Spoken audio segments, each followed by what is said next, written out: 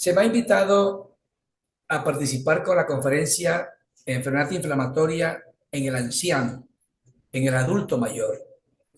Y este tema es muy apasionante, muy complejo, pero creo que teniendo en cuenta algunos conceptos básicos y primordiales, sería relativamente fácil enfrentar a estos pacientes. Los pacientes adultos mayores, por estar en esa tercera edad, representan un reto para el diagnóstico y para el manejo. Y hoy día, a nivel mundial y de manera consistente, se ha encontrado que cada vez hay más adultos mayores con enfermedad inflamatoria intestinal. Se estima que en el mundo hay 7 millones de personas con enfermedad inflamatoria y también se considera que aproximadamente la tercera parte de ellos son personas de 60 años o más. Y en algunos países se ha duplicado el número de adultos mayores con esta importante enfermedad. Por ejemplo, en Canadá en 2018 había uno Ay, por cada 160 y hoy día hay uno por cada 88. Se ha duplicado la prevalencia de esta enfermedad en este grupo etario. Esta entidad tiene dos picos en la cual aparece en el ser humano. Un primer pico es de 30 a 40 años y rara vez aparece después de los 60 años. Sin embargo, diversos estudios han mostrado que mucha gente es diagnosticada en la etapa temprana de la vida, una enfermedad inflamatoria de comienzo joven. Conforme ha avanzado el manejo y los cuidados que hoy día permiten tener mayor eficacia, mayor sobrevida, mucha gente joven llega a un adulto mayor con esta enfermedad. Y esos mayores están continuando una patología que se inició en la etapa más joven. Pero hay un grupo de personas en los cuales les aparece por primera vez después de los 65 años y se llama la enfermedad inflamatoria intestinal de comienzo en el adulto. Y esto que se ha estimado, 10 a 15%, son realmente individuos que les aparece en esta etapa de la vida. En España se ha encontrado que uno de cada cuatro pacientes con esta patología tiene más de 65 años de edad. Desde el punto de vista fisiopatológico, no está claro por qué se produce la entidad, pero uno puede decir de manera breve y concisa que esta patología, que es multifactorial, depende de que existen disparadores ambientales y en los individuos hay una respuesta inmune anormal cuando ellos están genéticamente susceptibles. La parte fina y la filigrana de cómo se produce no es competencia de esta conferencia, pero voy aquí a destacar que el futuro de los seres humanos no está en las estrellas, sino que está en sus genes. Genéticamente susceptible le puede aparecer la enfermedad. Y en los adultos mayores, característicamente, hay un factor muy importante y es la microbiota intestinal. Los pacientes adultos mayores han encontrado que esa microbiota tiene unas características que es consistente a nivel mundial. Hay 7 veces mayor número de enterobacterias y 26 veces menor de lactobacillus. Y esto hace que en el tracto digestivo inferior existan menos ácidos grasos de cadena corta, que son sustancias antiinflamatorias. Y cuando se analiza la parte genética, se ve como en ellos por ejemplo, se ve como en ellos hay menos influencia de la historia familiar versus la gente más joven en Crohn y también en colitis ulcerativa. Pero se ha encontrado que en estos individuos adultos mayores hay dos factores, un factor de riesgo muy importante, que es el uso de antibióticos, y parece que operan modificando la microbiota intestinal. Y asimismo hay alguna evidencia que requiere ser verificada de que las estatinas pueden disminuir la incidencia de este grupo de patología del adulto mayor. Cuando se analiza el comportamiento de las citoquinas, se encuentra como en el adulto mayor hay menor citotoxicidad celular, hay menor fagocitosis, hay menor capacidad de migración del macrófago y asimismo hay menor linfocitos T naif hay menor linfocitos T en general y mayor linfocitos T de memoria. Pero voy a enfatizar aquí que este cuadro, junto con el aumento del TNF, de interleuquina 1 e interleuquina 6, se produce lo que se llama la inmunosenescencia, que es una inmunodeficiencia sistémica relativa. Y esto se conoce hoy día como el inflamaging. Esta inflamación del anciano, del adulto mayor, no es específicamente algo que siempre estará con el envejecimiento, lo que algunas personas pueden tener sobreexpresión de este concepto. Y esta inflamación continua, crónica en los adultos mayores, tiene efectos adversos cuando se utilizan medicamentos y asimismo complicaciones por la enfermedad y por los medicamentos. Y se ha encontrado que esta inflamación de estos adultos mayores predispone a patologías autoinmunes y a esta enfermedad que nos convoca hoy, que es autoinflamatoria. La enfermedad inflamatoria hoy día no hace parte del grupo de patologías autoinmunes, pero sí tiene componentes inmunes, por supuesto, pero no se ha encontrado un antígeno específico que predisponga a la enfermedad.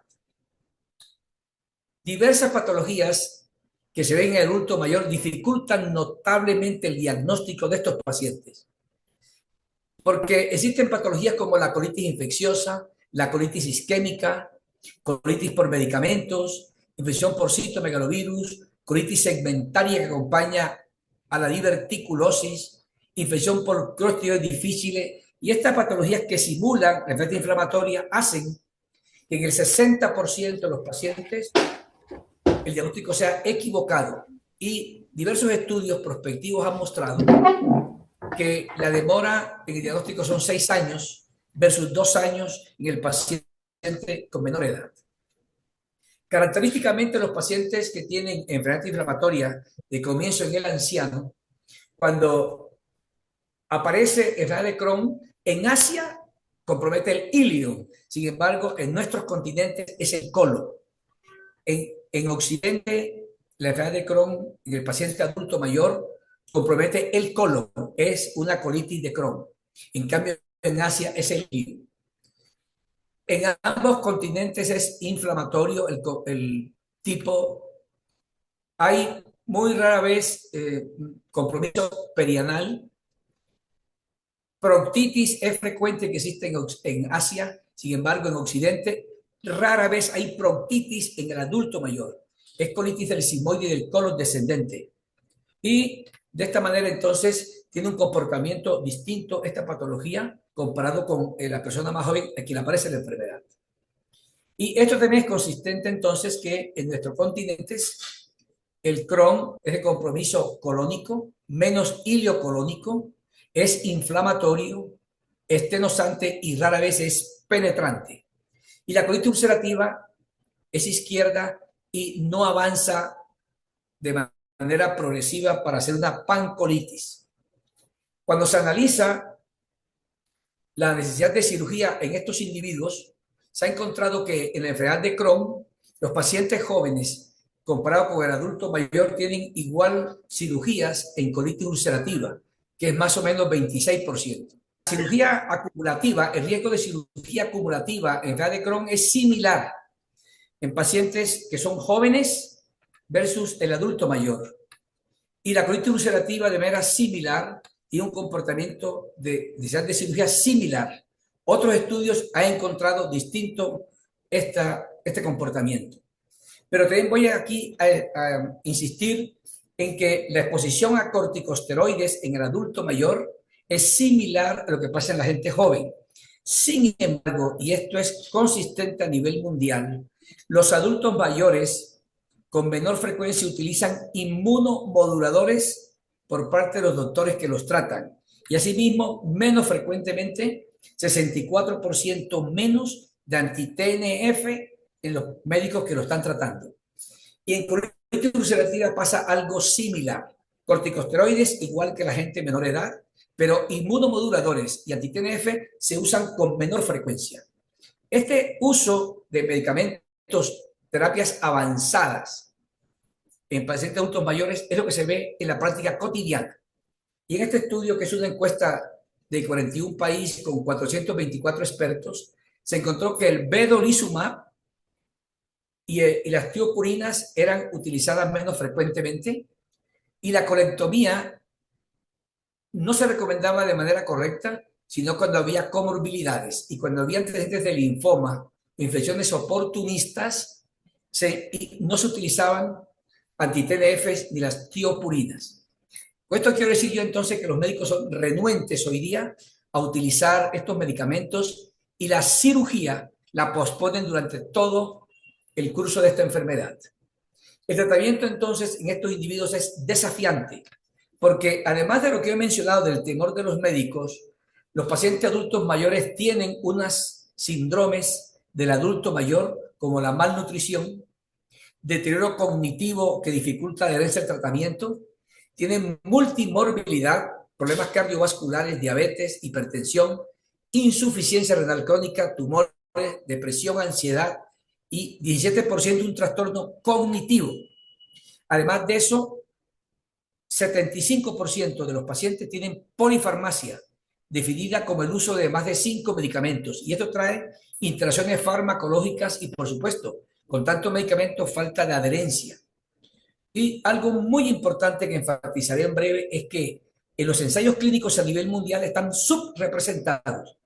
Rara vez los adultos mayores son incluidos en los ensayos clínicos pivotales, pero algo importante para destacar es que muchos tienen fragilidad. Y este es un concepto absolutamente clave.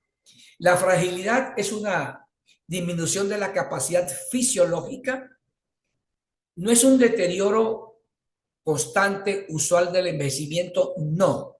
Un paciente adulto mayor tiene un estrés ahorita, bien sea una cirugía, un infarto, una infección, y lo que nos convoca hoy, una enfermedad inflamatoria, y inmediatamente se altera su homeostasis, una capacidad fisiológica disminuida, hay mayor vulnerabilidad. En realidad es un marcador de envejecimiento biológico. No es sinónimo de enfermedad cronológica, no, porque muchos adultos mayores no tienen fragilidad. Pero cuando está presente la fragilidad, aumenta la morbilidad y la mortalidad. Por ejemplo, hoy día que se considera una métrica emergente, es un predictor de desenlace que está presente en 18 a 40% de estos pacientes adultos mayores.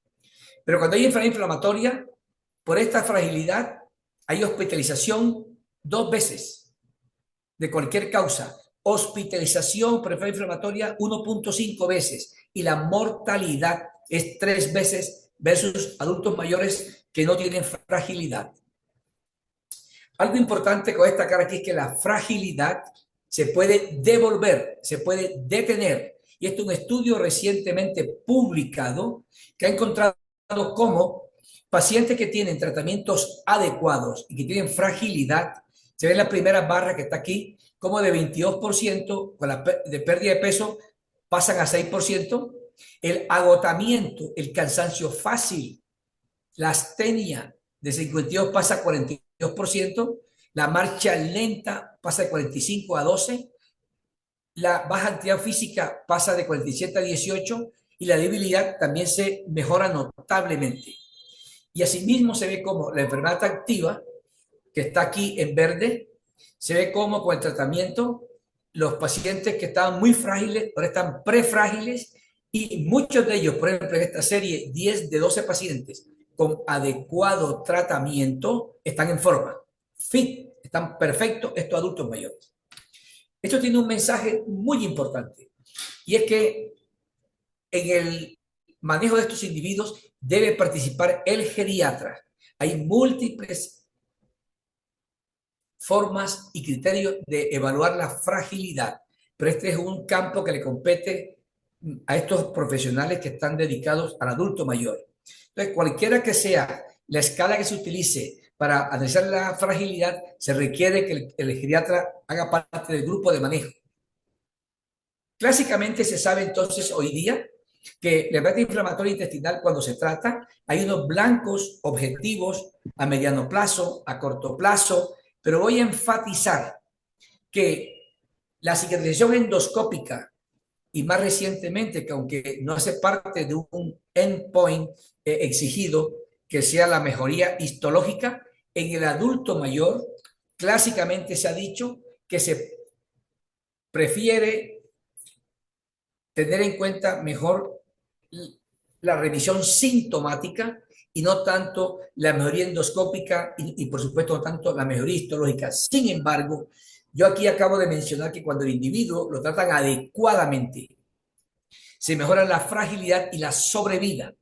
Cuando alguien dice que el adulto mayor hay que buscar la revisión sintomática y no tanto otros endpoints más fuertes como la revisión profunda endoscópica, lo que sí se sabe es que un adecuado tratamiento se mejora la calidad de vida y el impacto se mejora notablemente en estos individuos. Oh, Aquí se ve cómo cuando hay un factor estresante, en este caso el enfermedad inflamatoria que está en la parte superior, se ve cómo recibiendo el paciente un tratamiento correcto, que es la línea que está arriba, se resuelve la inflamación y estos individuos vuelven a tener una excelente calidad de vida.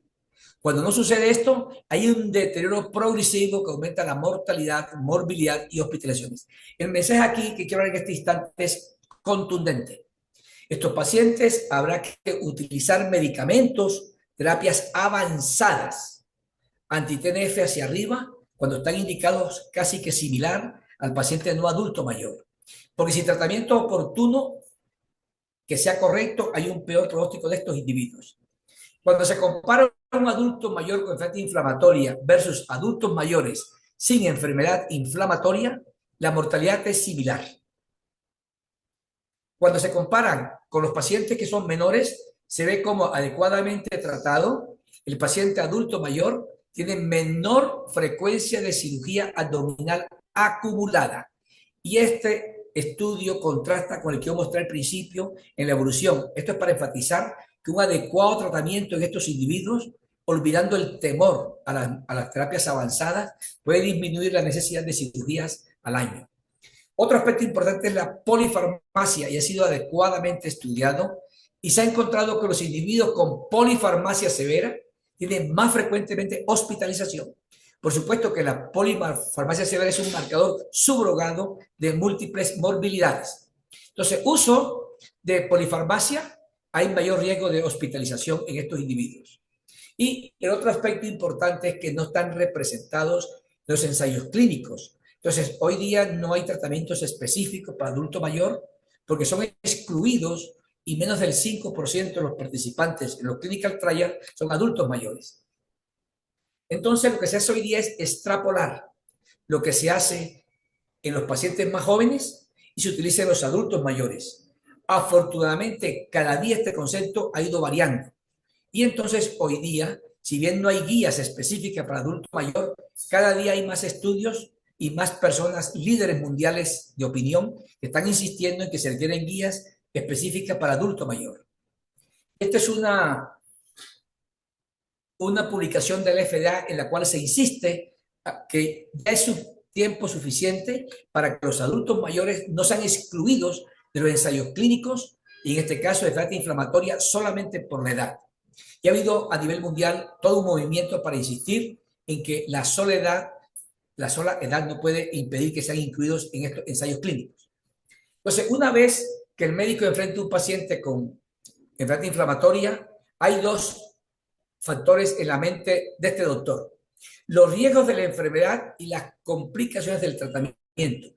Yo aquí voy a enfatizar que lo grave aquí es los riesgos de la enfermedad, porque se ha encontrado que anti-TNF, ustekinumab, risankizumab, pequeñas moléculas, son tan eficaces y tan seguras en el adulto mayor como en la gente de menor edad. Aquí se ha encontrado un estudio que me encanta compartirlo con ustedes, en el cual se encontró que el adulto mayor, que está aquí en azul oscuro, que fue sometido a anti-TNF, tuvo mayor efecto adverso serio que el paciente joven con anti-TNF. Sin embargo, este es un mensaje contundente. Los efectos adversos fueron mayores en el adulto mayor que utilizaba placebo. En este estudio se ha encontrado que con placebo había más efectos adversos que con anti-TNF. Y en hospitalización también se ve como con placebo, que es aquí la raya, esta barra azul clara, la barra azul oscura es adulto mayor con anti-TNF, aquí es adulto mayor con placebo. Se ve como el placebo, aunque sea mayor, fue similar al anti-TNF. Y así, con esto quiero decir entonces que en más de 2.200 pacientes, el análisis combinado de ensayos clínicos en pacientes con colitis ulcerativa moderada severa se vio como el anti-TNF no hacía más efectos adversos que el placebo. Este estudio concluye entonces que en ancianos y no ancianos la inducción de la enfermedad es similar, un OR de 1.05, pero pasa por el 1. El mantenimiento es similar y el mayor riesgo basal del adulto per se no se aumentó con el anti-TNF. Y esto entonces controvierte el concepto clásico de que el viejo no puede tener anti-TNF.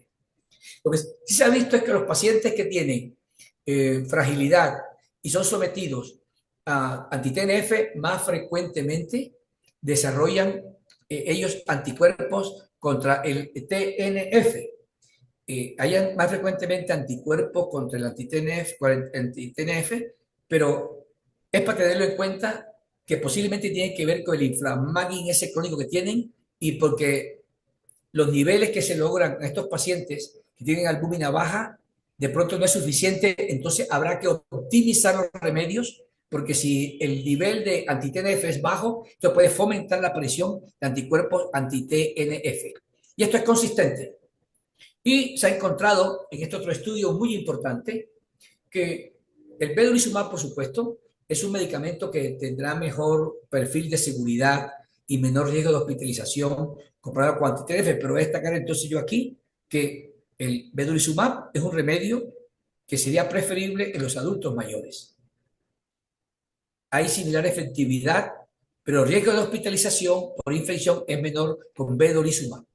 Este es un remedio, como todos sabemos, es un selectivo de integrinas, alfa 4 B7, y por eso, por tener un efecto exclusivo del intestino, tiene efectos adversos a nivel sistémico. El ustekinumab y vedolizumab, en este importante estudio publicado recientemente, se encontró que son similares en menores de 60 años y mayores de 60 años. Es decir, este estudio verifica y corrobora que la gente adulta mayor, la revisión endoscópica, la revisión endoscópica parcial, remisión clínica, respuesta clínica, lo que está aquí en anaranjado es mayores de 60 años, se ve cómo son similares y los efectos adversos también son similares. Y aquí se ve cómo la remisión clínica y respuesta al tratamiento según la edad son iguales. Con esto quiero yo entonces seguir enfatizando que hoy día ya los médicos están perdiendo el concepto de que tienen más riesgo estos individuos. Vedolizumab, aquí se ha visto como mayores de 30 años y menores de 70 años dio igual en esta serie muy importante. Y un estudio del mundo real se ve como de manera sorprendente vedolizumab tuvo mayor remisión, fue similar, perdón, al principio, en semana 14 similar, pero al final se ve como la cirugía, si bien es un poco mayor, parece que estadísticamente no es significativo. Entonces, hasta ahora he mostrado unos medicamentos que son terapias biológicas, pero también hoy día hay una gran discusión que si son seguros los JAKi, los llanos quinasa inhibidores, y si son eficaces. Hay varios estudios, pero aquí he traído este que me parece muy interesante, y es que se ve como la remisión clínica sin esteroide, la respuesta clínica en pacientes que toman tofacitinib es similar a los pacientes que son más jóvenes. Y el upadacitinib se ve como lo que está en barras azules oscuras en menos de 50 años, se ve como respuesta clínica, son similares, pero mejoría endoscópica, menor de 50 años le va mejor que la gente menor de 50 años, revisión histológica le va mejor y las recaídas son menores. O sea, el upadacitinib ha mostrado recientemente, esta publicación que salió esta semana, que tiene una eficacia un poco mejor en el adulto mayor que en la gente de menor edad. Y no hubo diferencias en este estudio de upadacitinib en infecciones graves, efectos cardiovasculares mayores, tromboembolías, neoplasias malignas ni herpes zóster. No obstante que había comorbilidades como dislipidemia e hipertensión. La EMA, sin embargo, recientemente ha hecho una recomendación, es que en adulto mayor la dosis de mantenimiento con el UPADA debe ser de 15 miligramos al día por todas las características de metabolismo que tienen estos pacientes y la polifarmacia y la morbimortalidad múltiple.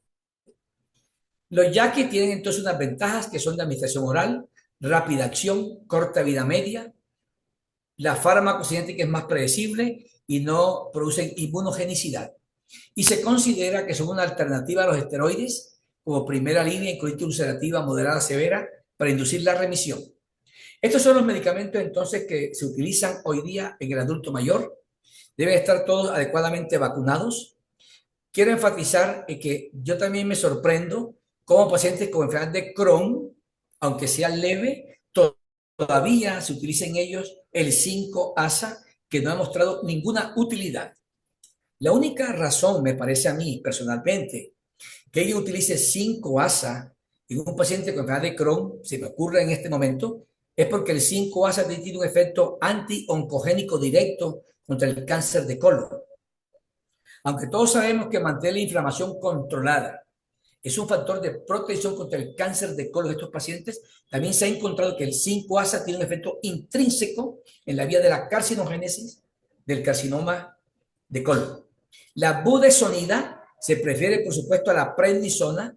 La budesonida para el colon debe ser MMX, multimatrix, no puede ser budesonida convencional porque esa sirve en el delgado. Y antiintegrinas como ustekinumab, antiintegrina IL-12, IL-23 o el risankizumab son medicamentos para usar en Crohn, anti-TNF y los YAQI. Y en la colitis ulcerativa, algo similar, enfatizando yo aquí ahorita que en colitis ulcerativa leve a moderada, el 5-ASA debe ser la droga preferida. Si hay que usar esteroides por falta de respuesta, sería continuar no con esteroides sistémicos, no con budesonida MMX, y de ahí en adelante las terapias avanzadas similar a la enfermedad de Crohn. Uno puede decir entonces a estas alturas de mi conferencia que la piedra angular en pacientes con Crohn, con colitis ulcerativa, perdón, la piedra angular es el 5-ASA. Hay que tener en cuenta que en estos individuos hay menor filtración glomerular y hay que estar pendiente entonces de la creatinina. Las tiopurinas en general no son recomendadas con mucha libertad porque tienen riesgo de linfomas, cáncer de piel no melanósico y tienen interacción con la warfarina, con AINES, inhibidores de IECA y algo importante que veo frecuentemente problemas en Colombia es que se combina 5-ASA con tiopurinas. Como ustedes saben, el 5-ASA bloquea la vía metabólica de la tiopurina metiltransferasa y ese metabolito se desvía a la tioguanina. Entonces, no es de sorprender que un adulto mayor o cualquier paciente que tenga combinación de 5-ASA con tiopurinas pueda tener mielotoxicidad y más inmunosupresión. El tofacitinib, aquí esta diapositiva es un poco vieja, había datos limitados, pero hoy día yo acabo de mostrar cómo este remedio es útil. Y los anti-TNF, por supuesto que infección activa, falla cardíaca, etcétera, no debe ser usado, pero estos medicamentos son seguros en el adulto mayor y son los más recomendados. Ustekinumab, vedolizumab y el risankizumab. Entonces, yo aquí he mostrado que estos medicamentos avanzados no tienen diferencia en eficacia y efectos adversos comparado con la gente más joven. Por supuesto, con los adultos mayores, aquí sí es insistente de tener sus vacunas adecuadamente administradas. Y recientemente el doctor Kochar ha hecho un resumen de esto diciendo lo siguiente, que la enfermedad inflamatoria entonces activa tiene una relación recíproca con los síndromes geriátricos, con la fragilidad, sarcopenia, malnutrición, osteoporosis, declinación cognitiva y la polifarmacia. Esto quiere decir que en el adulto mayor no hay que escatimar, no hay que temer ofrecer un tratamiento adecuado de acuerdo a la evolución clínica. Hay que evitar, obviamente, o minimizar el uso de esteroides, y el tratamiento médico efectivo y precoz entonces puede reducir la necesidad de esteroides y mejorar resultados a largo plazo. No retrasar las opciones quirúrgicas y valorar por el contrario una cirugía de manera oportuna. Porque estos pacientes tienen, por el inflamaging que dije al principio, una inflamación crónica tremenda que le hace que la inflamación sea severa y el desenlace sea desfavorable. Entonces el paciente habrá que discutir con él las opciones terapéuticas y claramente confirmar con él que esta información él ha entendido perfectamente. Entonces, más allá de la edad, al paciente hay que discutir los propósitos del tratamiento y los desenlaces esperados. Entonces, para no olvidar, 20 a 30% de todas las enfermedades inflamatorias intestinales ocurren en el adulto mayor. Cada día hay más gente adulta mayor con esta enfermedad, lo que implica que los gastroenterólogos que ven esta patología deben incorporar desde ya un geriatra en su equipo. También es no olvidar que es un diagnóstico complejo, tienen polifarmacia y por favor tener en cuenta que la fragilidad se puede devolver con un adecuado tratamiento. Los mensajes para su casa que quiero hoy día son estos. Evitar esteroides para mantenimiento. Los inmunomoduladores deben usarse con mucha precaución por largo periodo. Preferir terapia sin impacto sistémico. Para el paciente que tiene colitis ulcerativa, piedra angular sería el 5-ASA, budesonida, MMX, vedolizumab, cuando esté indicado no haya respuesta a lo anterior. Evitar combos con inmunosupresores y biológicos por el riesgo de infecciones. Sin embargo, habrá que el paciente adulto mayor tener en cuenta que si no se combina adecuadamente el inmunosupresor, puede haber más fácilmente anticuerpos anti-TNF. Los índices de fragilidad impactan la evolución y el manejo. No diferir la cirugía si está indicada. Tener en cuenta que los YAQI son seguros y eficaces. Y, por favor, involucrar desde ya a un geriatra. Así están los pacientes adultos mayores, felices porque un geriatra los está acompañando. Queridos hermanos y colegas, muchas gracias, muy amables por su atención.